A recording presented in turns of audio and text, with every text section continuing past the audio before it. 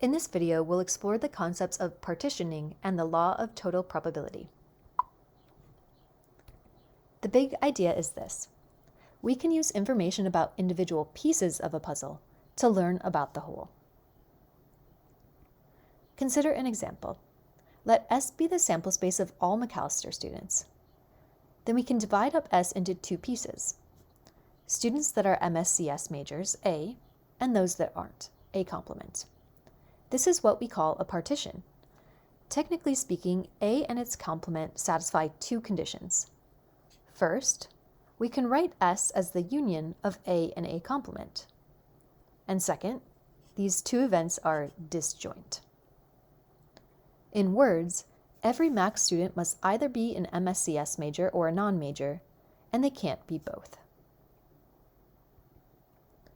Similarly, we can divide up the sample space of Max students into four pieces: first years, sophomores, juniors, and seniors.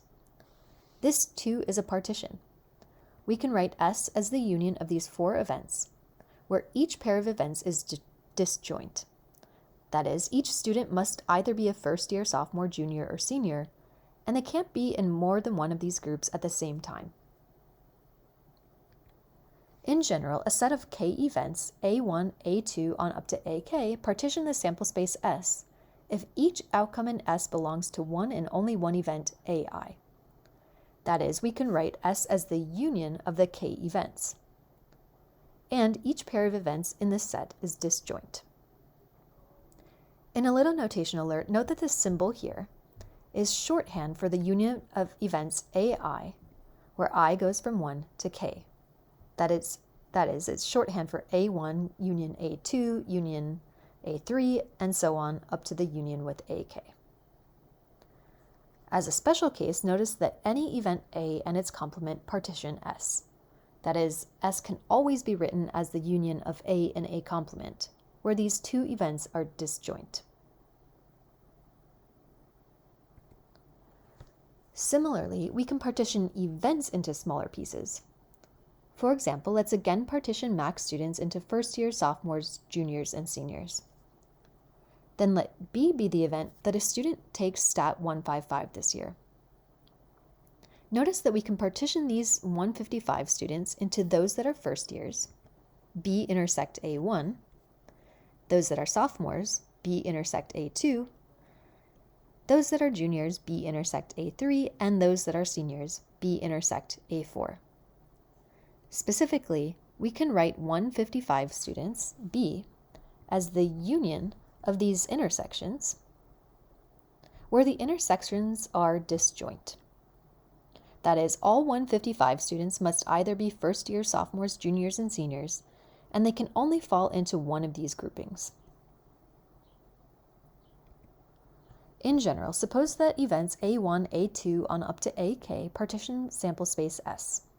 That is, we can write, then we can partition any event B in S.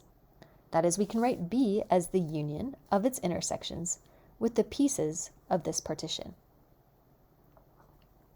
Since an event A and its complement always partition S, then a special case of this result is that we can write B as the union of its intersection with A and its intersection with A complement.